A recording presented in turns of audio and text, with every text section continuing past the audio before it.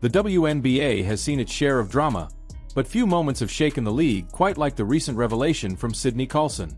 Known for her humor, humility, and championship pedigree, Coulson suddenly became the center of a storm that's now forcing the league to confront an uncomfortable question. Has there been an unspoken agenda working against Caitlin Clark and the young stars meant to carry the future of women's basketball? Coulson's words didn't come in anger or gossip. They came in quiet conviction. After 2 championship runs with the Las Vegas Aces, she could have stayed where life was comfortable. Winning, laughing beside Aya Wilson, basking in the safety of success. But something inside her whispered that growth only comes from discomfort. She took a leap of faith, leaving behind glory for something far riskier. Joining the rebuilding Indiana Fever. For most players, that kind of move would have made no sense. But Coulson wasn't chasing trophies anymore. She was chasing purpose. She said God was calling her to a new space, a place where she could lead, guide, and build from the ground up. And in that obedience, she found a truth the league wasn't ready to face. When she arrived in Indiana, the Fever were a blank canvas. Young, eager, uncertain. At the center of it all was Caitlin Clark, the most hyped rookie the league had ever seen. The attention around her was relentless. Record-breaking ratings, sold-out arenas, millions of new fans. But the noise came with resentment. Whispers began to circulate that the league was quietly pushing back against Clark's rise, treating her fame like a threat rather than a blessing. Coulson saw it firsthand. How the energy shifted when Clark walked into the gym, how some players rolled their eyes when her name was mentioned, and how media coverage seemed to twist every word she said. But instead of joining the cynicism, Coulson embraced Clark completely. From day one, she made it clear that she was there to build unity, not rivalry. She joked with her, teased her, protected her. While others saw Caitlin as a spotlight stealer, Coulson saw a young woman drowning in expectations, trying to keep her head above the weight of fame. "She's dealing with a lot," Coulson said in one interview. "The money, the cameras, the pressure. It's a lot for someone that young." It was compassion disguised as mentorship, and it changed everything. When Clark later went down with an injury, the frenzy only intensified. Analysts questioned her durability. Critics pounced. Fans feared her light might fade before it even reached its peak. But Sydney Coulson refused to let that happen. From the sidelines, she became Clark's anchor.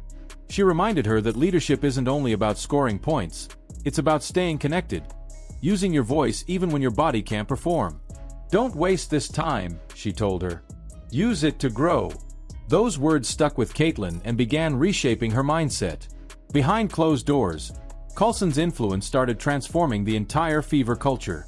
She turned practices into safe spaces, filled with laughter, inside jokes, and genuine love.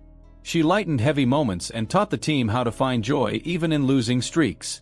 Her humor became therapy. When tension rose, she cracked jokes. When frustration peaked, she brought calm. In a league where players are often polished to perfection, she was real, and that authenticity became contagious. The Fever stopped playing like individuals and started breathing as one unit.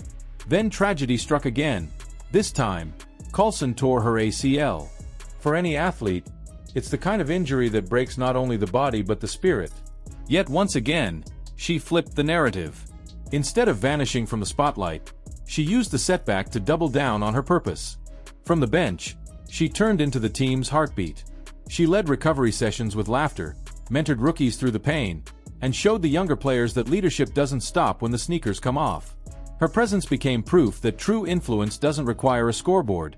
It requires heart. That spirit began to ripple through the entire organization. The Fever were no longer just Caitlin Clark's team, they were a movement.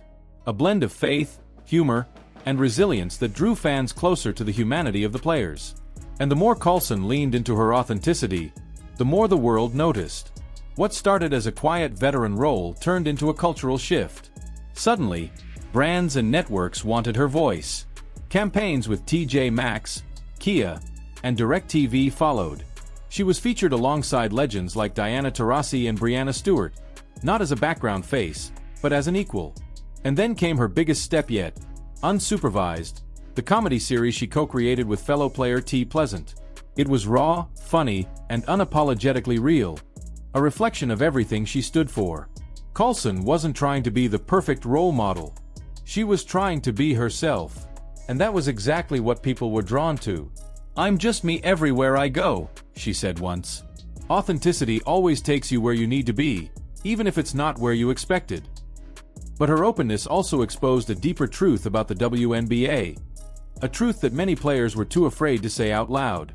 Coulson began hinting that there was a quiet resistance toward Caitlin Clark's rapid rise, an unease among certain circles in the league who didn't appreciate how her fame was shifting the balance of power.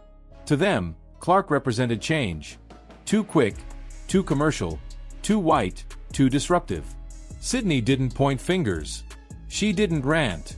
She simply told the truth, that there were forces who wanted to dim Caitlin's light before it could shine too bright. Her comments were a shockwave. Fans erupted online, debating whether the WNBA had been silently sabotaging one of its biggest assets. Players and commentators started taking sides. For the first time, someone from inside the locker rooms was saying what millions had already suspected, that the league's growing pains weren't just about competition, but about identity, politics, and pride. Through it all, Coulson never backed down. She continued to defend Clark, praise her work ethic, and highlight her humility in interviews.